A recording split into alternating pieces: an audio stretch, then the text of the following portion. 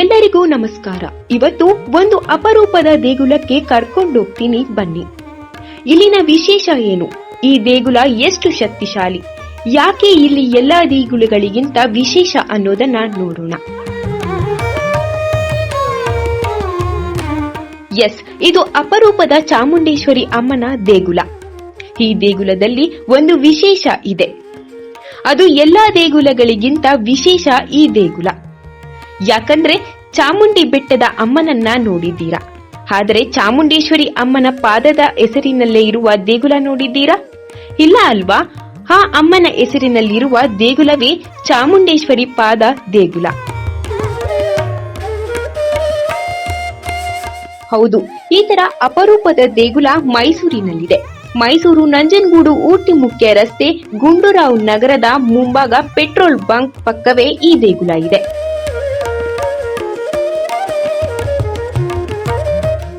ಈ ದೇಗುಲದ ವಿಶೇಷ ಅಂದ್ರೆ ಸ್ವತಃ ಚಾಮುಂಡೇಶ್ವರಿ ಅಮ್ಮ ಇಲ್ಲಿ ಪಾದವಿಟ್ಟು ಹೋಗಿದ್ದಾರೆ ಎಂಬ ಪ್ರತೀತಿ ಇದೆ.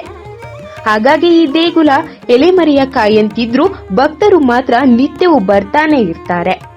ದೇವಿಗೆ ಪೂಜೆ ಸಲ್ಲಿಸಿ ಹರಕೆ ಕಟ್ಟಿ ಹೋಗ್ತಾರೆ. ಇನ್ನು ವಾಹನದಲ್ಲಿ ಯಾರೇ ಬಂದ್ರೂ ಈ ದೇವಿಗೆ ನಮಿಸಿ ನಂತರ ಮುಂದೆ ಸಾಗಿದ್ರೆ ಎಂತಹದೇ ಗಂಡಾಂತರ ಇದ್ರೂ ಅದು ತಟ್ಟೋದಿಲ್ಲ ಅನ್ನೋ ನಂಬಿಕೆ. ಹಾಗೆಯೇ ಇಲ್ಲಿಗೆ ಬರುವ ಭಕ್ತರು ದೇವಿಗೆ ನಮಿಸಿ ನಂತರ ಪಾದದ ದರ್ಶನ ಮಾಡಿ ಮುಂದೆ ಸಾಗ್ತಾರೆ. ಇನ್ನು ಇಲ್ಲಿಗೆ ಬರುವ ಪ್ರತಿ ವಾಹನಕ್ಕೂ ಪುರೋಹಿತರು ಕೂಡ ಹೂ ಇಟ್ಟು ಪೂಜೆ ಮಾಡಿ ಬರ್ತಾರೆ. ಸ್ವತಃ ಮಹಾರಾಜರು ಕೂಡ ಇಲ್ಲಿಗೆ ಬಂದೆ ನಂತರ ಚಾಮರಾಜನಗರದ ಮಾರ್ಗದ ಊರಿಗೆ ಹೋಗ್ತಿದ್ರಂತೆ.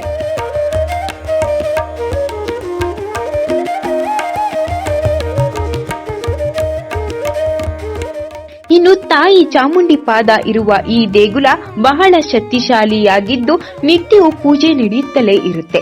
ಇನ್ನು ಸಂಜೆ ಮೇಲಂತೂ ಭಕ್ತರ ದಂಡೆ ಬರುತ್ತೆ. ಈ ತಾಯಿಗೆ ಬೇಡಿದರೆ ಖಂಡಿತ ಫಲ ಸಿಗುತ್ತೆ. ಹಾಗೆಯೇ ಇಲ್ಲಿಗೆ ಭಕ್ತರು ಹೆಚ್ಚಾಗಿ ಬರ್ತಾರೆ.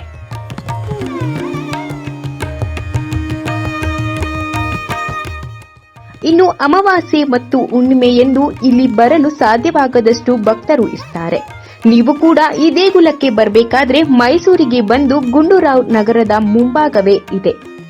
ನಂಜನಗೂಡು ಊಟಿ ಮುಖ್ಯ ರಸ್ತೆ ಪೆಟ್ರೋಲ್ ಬಂಕ್ ಪಕ್ಕವೇ ಚಾಮುಂಡೇಶ್ವರಿ ಪಾದ ದೇಗುಲ ಇದೆ. ತಾಯಿ ಎಲ್ಲರಿಗೂ ಒಳ್ಳೆತನ ಮಾಡಲಿ. ಧನ್ಯವಾದಗಳು.